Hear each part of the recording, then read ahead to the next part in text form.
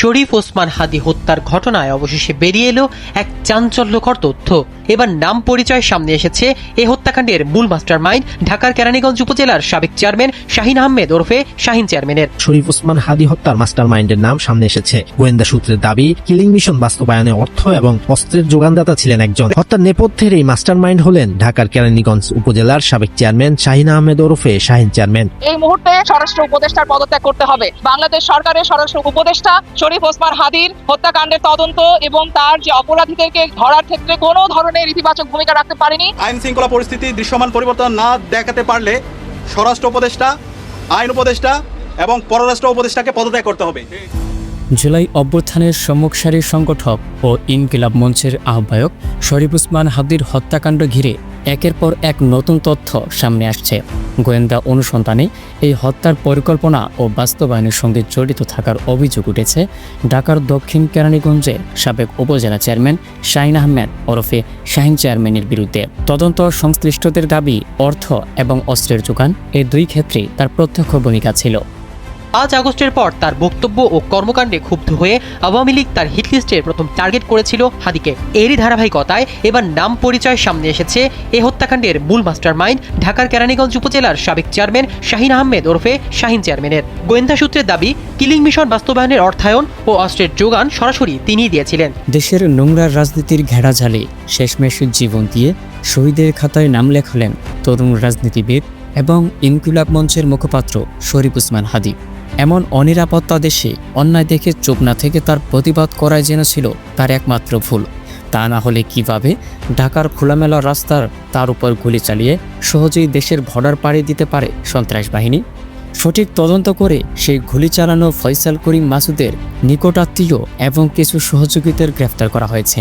কিন্তু যে ব্যক্তির হাত ধরে তারা দেশের বর্ডার পাড়ি দিয়েছে, সেই ময়মনসিংহ গৌরীপুরের ফিলিপকে কেন এখনও গ্রেফতার করা হচ্ছে না, যার হাত ধরে এ দেশ থেকে পাচার হয় মানুষ, দ্রব্যমূল্য, মাদক, অস্ত্রসহ অনেক কিছু? এসব সঠিক তথ্য স্থানীয়দের কাছ থেকে জানার পরও কেন তাকে গ্রেপ্তার করতে পারছে না অন্তর্বর্তী সরকারের প্রশাসন বাহিনী? শরীফ ওসমান হাদির উপর গুলি চালানোর দীর্ঘ 9 দিন কেটে গেলেও এর মধ্যে চিহ্নিত করা আসামি ফয়সাল করিম মাসুদকে দেশে ফেরা নিয়ে উপদেষ্টাদের কোনো মন্তব্য শোনা যায়নি। তাই তো আইন উপদেষ্টা আসিফ নজরুল এবং স্বরাষ্ট্র উপদেষ্টা জাহাঙ্গীর আলমের উপর ক্ষিপ্ত হয়েছে দেশের বিক্ষুব্ধ জনতা।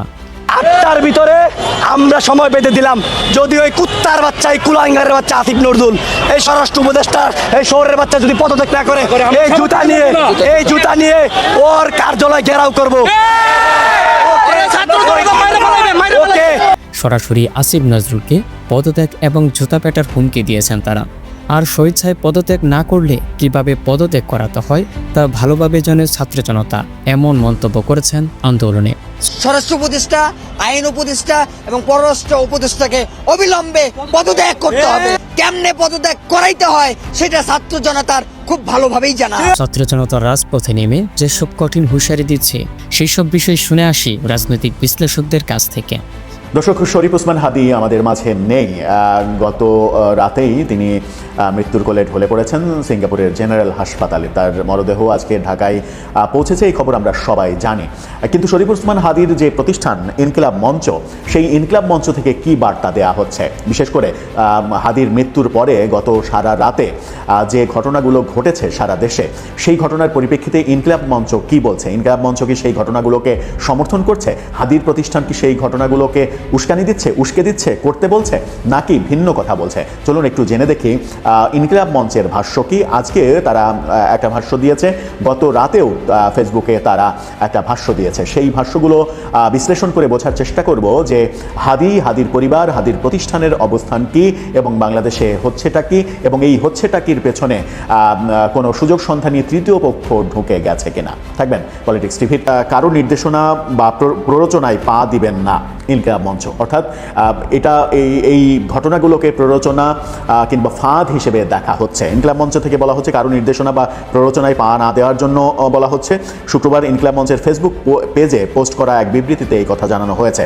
ফেসবুক পোস্টে বলা হয়, ইনকিলাব মঞ্চ শহীদ ওসমান হাদিকে নিয়ে ঢাকা বিশ্ববিদ্যালয়ের কেন্দ্রীয় মসজিদে আসবে, ছাত্র জনতা রাজপথ দখলে রাখবেন এবং বিচারের জন্য স্লোগান জারি রাখবেন। এতে আরও বলা হয়, ইনকিলাব মঞ্চ ব্যতীত কারো কোনো নির্দেশনা বা প্ররোচনায় পা দিবেন না।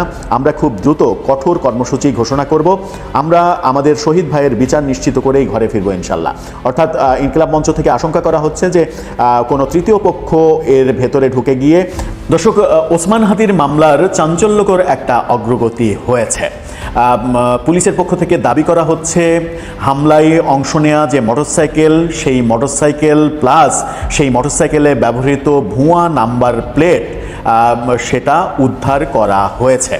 তাহলে কি একটা ভুয়া একটা আসল, দুইটা মোটরসাইকেলের অস্তিত্ব আমরা খুঁজে পাচ্ছি? এই নাম্বার প্লেট যেটা ভুয়া বলা হচ্ছে, সেই নাম্বার প্লেটের তথ্য উপাত্ত অনুযায়ী কি এর আগে মোটরসাইকেলের মালিক হিসেবে হারুনকে গ্রেপ্তার করে রিমান্ডে নেওয়া হয়েছিল? কি হচ্ছে? আমার মনে হয় যে জটিলতা বাড়ছে এবং হাদির উপরে হামলার এই ঘটনায় দিনের পর দিন যত আগাচ্ছে তত রহস্য ঘনীভূত হচ্ছে। মনে হচ্ছে যে এটা একটা বড় অভয়ারণ্য নিয়ন্ত্রণহীন রাষ্ট্র হিসেবে পোট্রে করার চেষ্টা করা হচ্ছে, যার কোনো সুফল নেই। উল্টো দীর্ঘমেয়াদী দাসত্বের শৃঙ্খলে আবদ্ধ হতে যাচ্ছি আমরা। ওসমান হাদি তার অ্যাক্টিভিজম, তার রাজনীতির পুরোটা সময় জুড়ে আপনাদেরকে সার্বভৌমত্বের শত্রু চিনিয়েছেন, সেই সাথে তাকে মোকাবেলা করার কথাও বাতলে দিয়েছেন। আমাদের সামনে দীর্ঘ লড়াই, এটাকে কোনোভাবেই 2-1 দিনে হাসিল করা সম্ভব না। বাংলাদেশকে স্থিতিশীল রাখতে সরকারকে সর্বাত্মক সহযোগিতা করুন, সহিংসতা পরিহার করুন।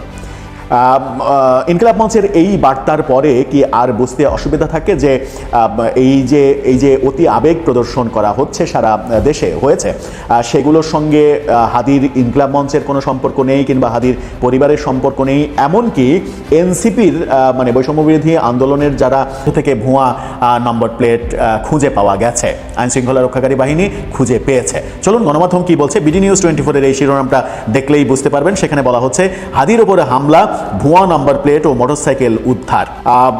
হামলার সময় ওই মোটরসাইকেলে যে ভুয়া নাম্বার প্লেটটি ব্যবহার করা হয়েছিল সেটি উদ্ধার করা হলো ম্যানহোল থেকে। বলা হচ্ছে ইনকিলাব মঞ্চের আহ্বায়ক ওপরে হাদির ওপরে হামলায় ব্যবহৃত মোটরসাইকেলটি উদ্ধার করা হয়েছে। হামলার সময় ওই মোটরসাইকেলে যে ভুয়া নাম্বার প্লেট ব্যবহার করা হয়েছিল সেটা ম্যানহোলের ভিতর থেকে নাম্বার প্লেটটা উদ্ধার করা হয়েছে। আজকে এক সংবাদ বিজ্ঞপ্তিতে ঢাকা মহানগর পুলিশ এটা জানিয়েছে। জুলাই অভ্যুত্থান এবং আওয়ামী লীগ নিষিদ্ধের আন্দোলনের মধ্য দিয়ে পরিচিত পাওয়া হাদি মালিকানা শনাক্তে নিবিড়ভাবে তদন্ত করা হয়। হামলার ঘটনায় ব্যবহৃত মোটরসাইকেলটির প্রথম মালিক ছিলেন আব্দুর রহমান নামে এক ব্যক্তি। পরে প্রথম আলোর আক্রমণ করার চেষ্টা করা হচ্ছে, তার সামনে বিক্ষোভ করা হচ্ছে, এগুলোকে আমি পছন্দ করি না। আপনি যদি মনে করেন যে প্রথম আলো আপনার কথা বলছে না, তাহলে তার চাইতেও শক্তিশালী আর একটা প্রথম আলো তৈরি করে আপনি কাউন্টার দেন, কথার কাউন্টারে কথা বলুন। সহিংসতা কোনো সমাধান নয়। কিন্তু হাদির মৃত্যুর পরে দেখলাম যে হাদির সমর্থনে এই ঘটনাগুলো ঘটানো হলো, এই আবেগগুলো দেখানো হলো, যেটা ইনকিলাব মঞ্চ বলছে যে এই আবেগের সঙ্গে তারা কোনোভাবেই একমত নয়, বরং কড়া ভাষা তারা প্রয়োগ করছে। তারা বলছে ওসমান হাদিকে যারা খুন করেছে তাদের হাতে দেশকে তুলে দিয়েন না। এই বাক্যের অর্থ কি? মানে এই ঘটনাগুলো গত রাতে যে সারা দেশে ব্যাপক সহিংসতা হলো, এই ঘটনাগুলো কি আওয়ামী লীগ করেছে? তৃতীয় পক্ষ হিসেবে এই ঘটনা মানে এই আবেগের মধ্যে